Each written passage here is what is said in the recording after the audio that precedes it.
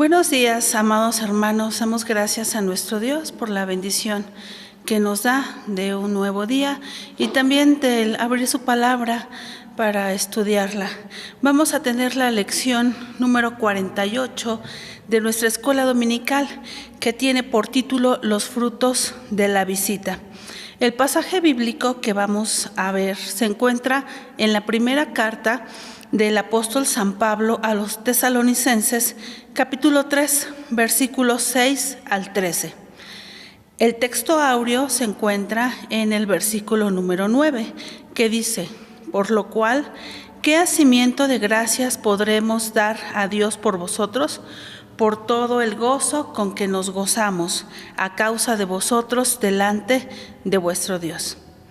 El propósito de esta lección, hermanos, es mostrar la importancia de la visitación pastoral y los beneficios que son derivados de ella. Oremos. Padre nuestro, en esta hora nos acercamos a ti para darte toda la honra y la gloria, porque nos permites, Señor, abrir tu palabra, meditar en ella. Rogamos, Señor, que ilumines nuestra mente para recibirla, para ponerla en práctica, Señor. Quita de nosotros toda cosa, Señor, que no convenga a tu palabra, Señor, y que sean confirmados nuestros corazones. En todo, Señor, queremos alabarte y ponemos este estudio de tu palabra en tus manos, en el nombre de Cristo Jesús. Amén. Vamos a recordar, hermanos, que en la clase anterior estuvimos viendo cómo San Pablo llevó a Tesalónica la bendita palabra de nuestro Dios. Él siembra la palabra en este lugar. Los que la oyeron fueron tocados por el Espíritu Santo. Ellos aceptaron el Evangelio de nuestro Señor Jesucristo, tuvieron aflicciones y pruebas. San Pablo tuvo que irse a Atenas, pero con pesar en su corazón, porque los hermanos se encontraban en angustia y tribulación, y acuerdan enviar a Timoteo para ver el estado de la iglesia. Nosotros vimos que Timoteo fue presto a este lugar, a Tesalónica, y estuvo con los hermanos. En esta clase vamos a ver que este enviado a visitar, a indagar acerca de los hermanos, regresa contando el estado espiritual de ellos. Ya los había ido a ver, había hablado con ellos personalmente, los había confirmado y exhortado, y había visto el apóstol San Pablo que ese trabajo que había realizado, tanto en la primera visita que hicieron cuando llegaron a anunciar el Evangelio, como en esta ocasión que Timoteo regresó, el trabajo no había sido vano. Vemos nosotros que el apóstol San Pablo sabía que cuando la palabra del Señor es predicada, corre mucho peligro. Es decir, todos aquellos que escuchan tienen necesidad de ser confirmados. Vamos a ver esto, hermanos, en el Evangelio según San Mateo, capítulo 13, versículos 18 al 23, en donde nuestro Señor Jesucristo explica la parábola del sembrador. Dice: oíd pues vosotros la palabra del que siembra. Oyendo cualquiera la palabra del reino y no entendiéndola, viene el malo y arrebata lo que fue sembrado en su corazón. Vemos nosotros este primer caso, que se escucha la palabra de Dios, pero no se entiende, hay dudas. Viene Satanás y arrebata lo que fue sembrado, por lo tanto no hay fruto en esta predicación de la palabra. El segundo caso es el siguiente: cuando alguien oye la palabra y luego la recibe con gozo. Sin embargo, como no tiene raíz, como no hay esta profundidad en las Escrituras, sino que solamente es temporal, viene la aflicción o la persecución por la palabra y luego se ofende. Este era el caso de los hermanos de Tesalónica. Habían recibido la palabra con gozo, pero sus raíces todavía estaban débiles. Dicen algunos que solamente San Pablo y los hermanos que le acompañaban estuvieron 2 semanas aproximadamente con ellos. Un recién convertido en 2 semanas es alguien muy débil todavía, no está firme en su fe, por lo que San Pablo sabía que tenía que mandar a alguien o tenía que ir él mismo a ver a nuestros hermanos. El tercer caso, cuando se escucha la palabra y se recibe, es cuando hay afán de este siglo y engaño de las riquezas, las cuales ahogan la palabra y se hace infructuosa. Vemos nosotros este tercer caso. También podría haber sido el caso de los hermanos que, oyendo las cosas que pasaban, la falta de dinero, tal vez económicamente, no había motivo para seguir en la fe.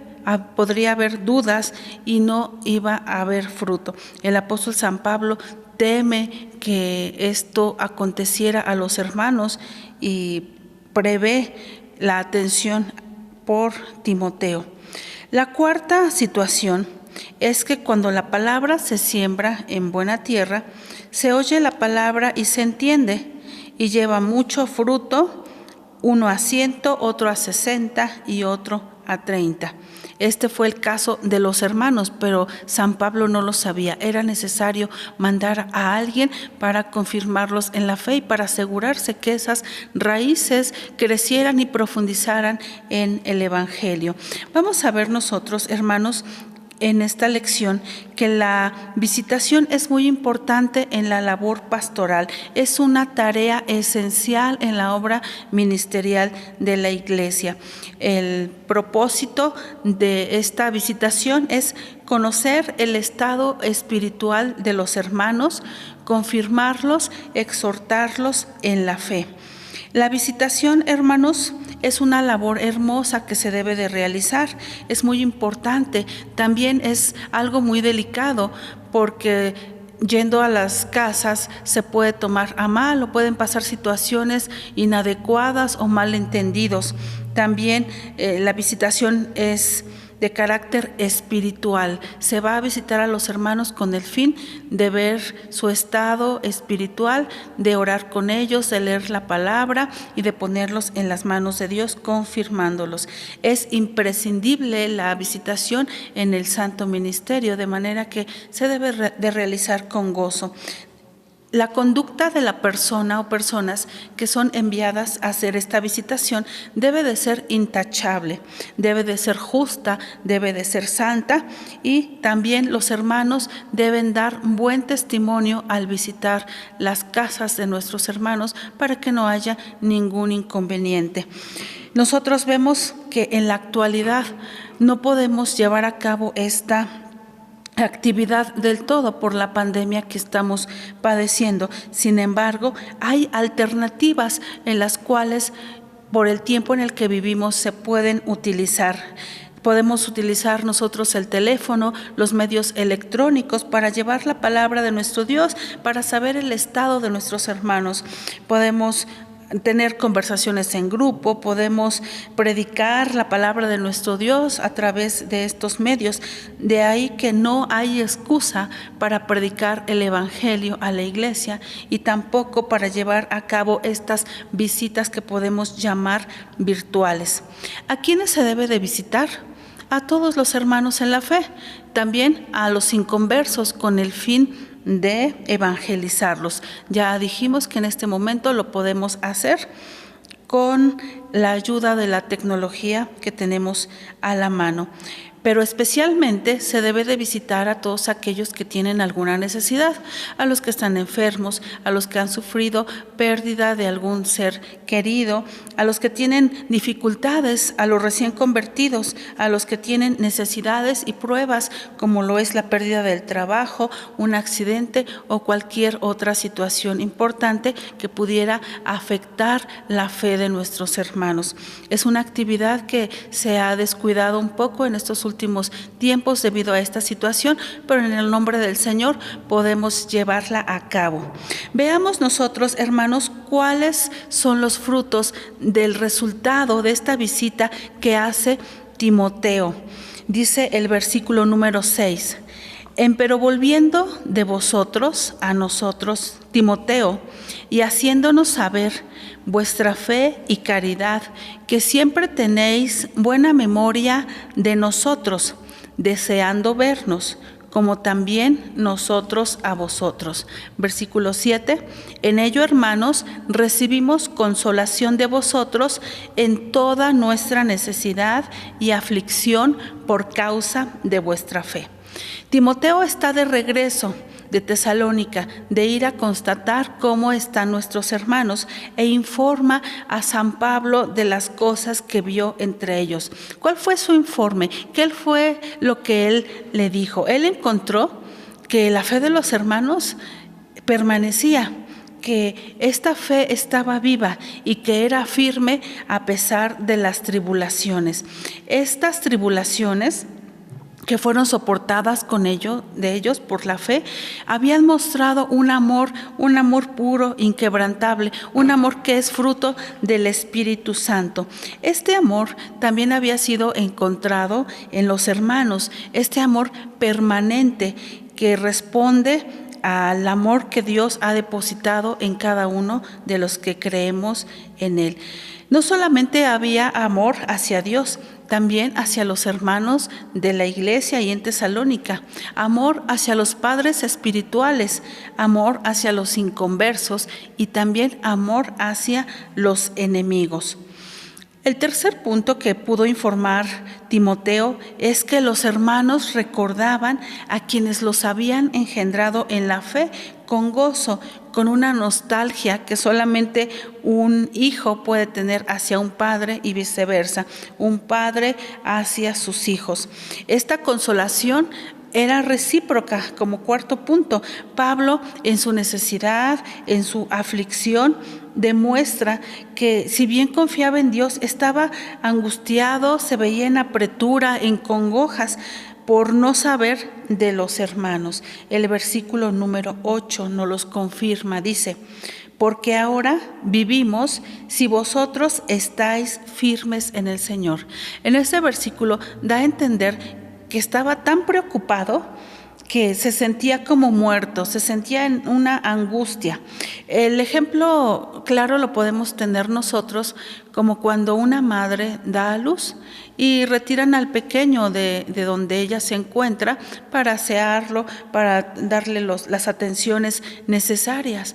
Pero ella escucha que el niño no ha llorado, nadie le avisa del estado del bebé y pasa tiempo, no lo ve y se preocupa por el hijo que ha tenido.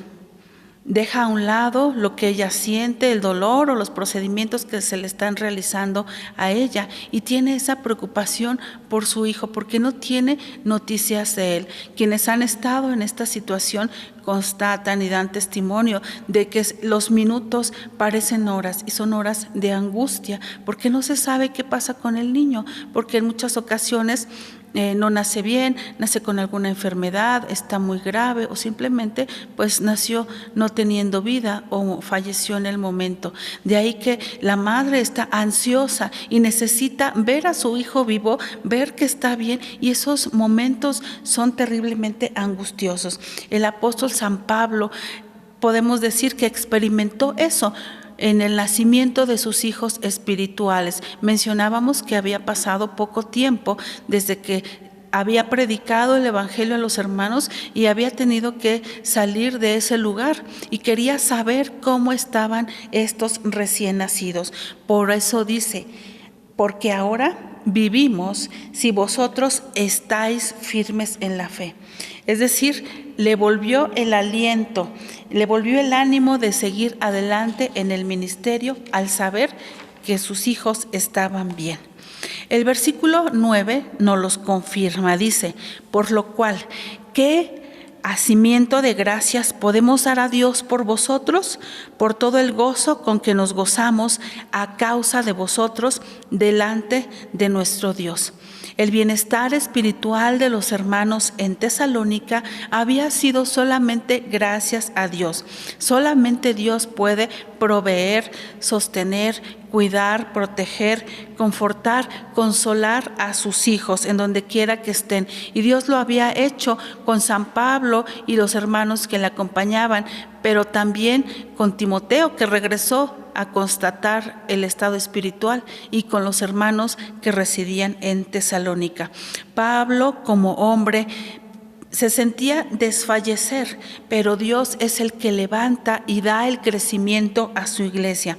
Primera a los Corintios 3, versículos 6 al 9 nos dicen: yo planté, Apolos regó, mas Dios ha dado el crecimiento. Así, ni el que planta es algo, ni el que riega, enfatiza el apóstol, sino Dios el que da el crecimiento.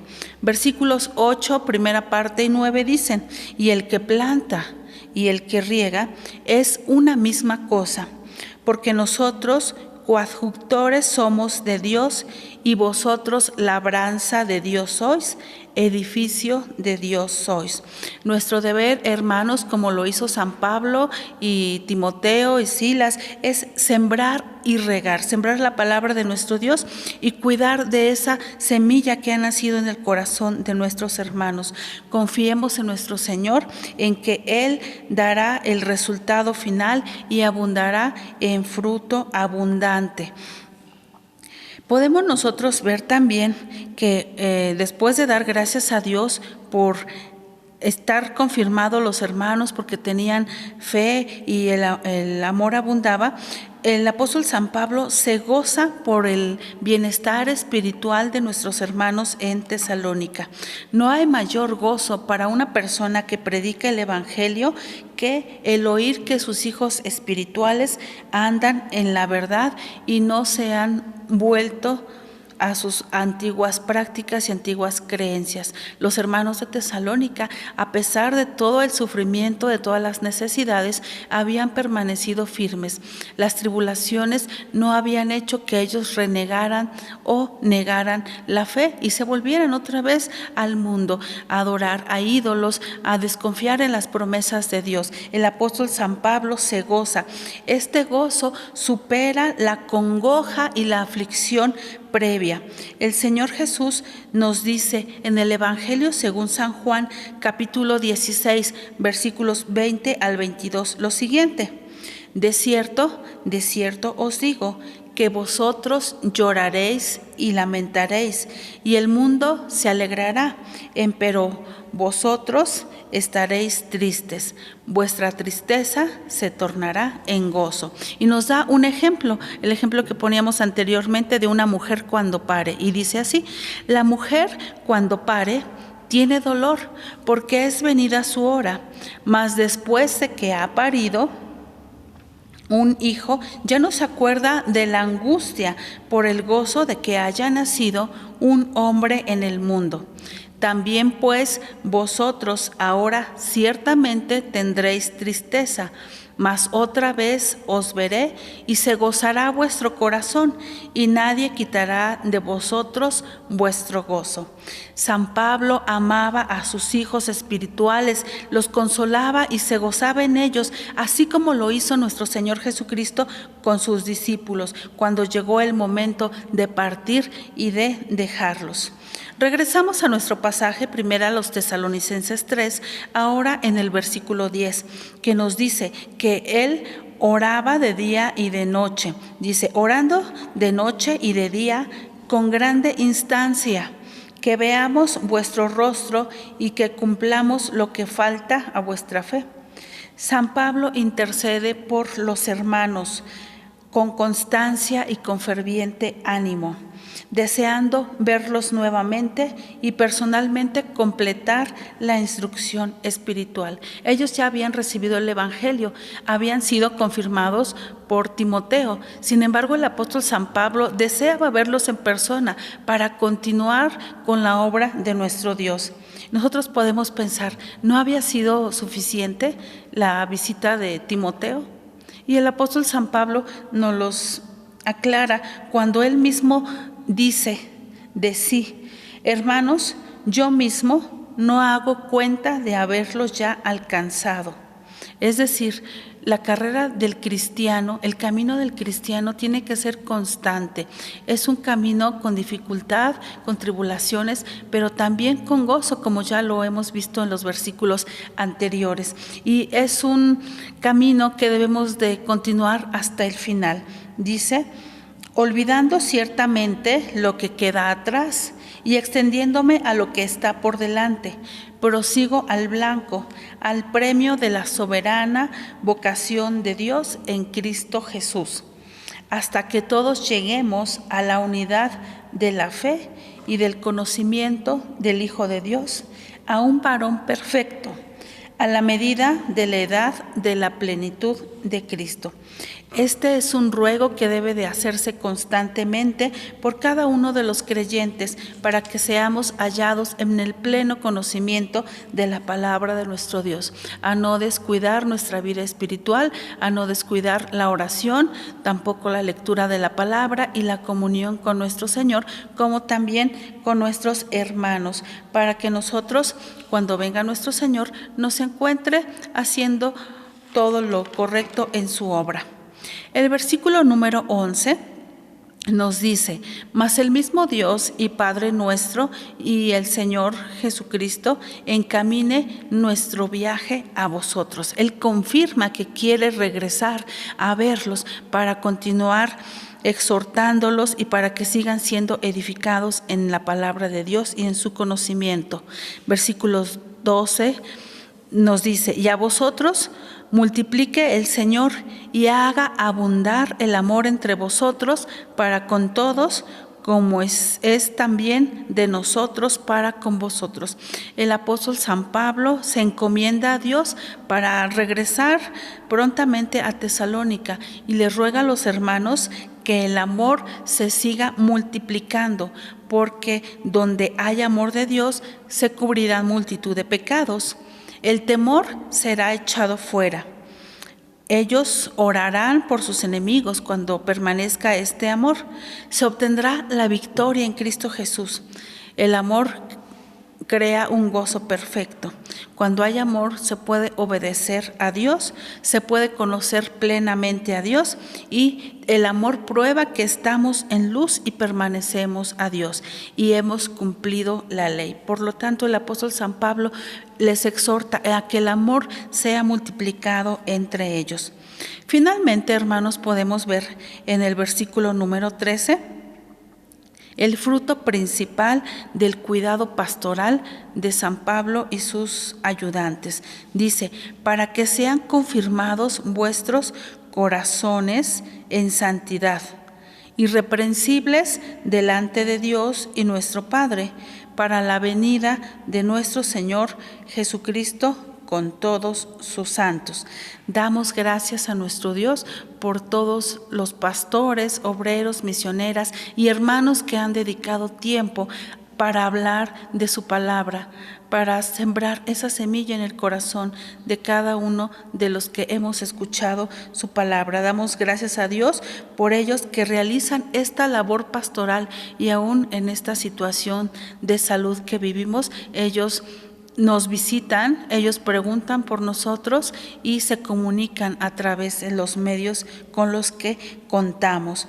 Quiera el Señor bendecirnos y nos conceda tener en cuenta estos puntos de la visitación, que podamos realizarla adecuadamente, hablando a nuestros hermanos, sabiendo de su estado espiritual, porque no solamente es un trabajo del pastor o de los ancianos, de los directivos o de los diáconos, sino de todo aquel que ha recibido al Señor en sus corazones y que tiene el deber de hablar su palabra a los demás y también confirmarlos en la fe. Quiere el Señor bendecirnos y nos conceda éxito en esta hermosa labor. Amén. Que el Señor nos bendiga.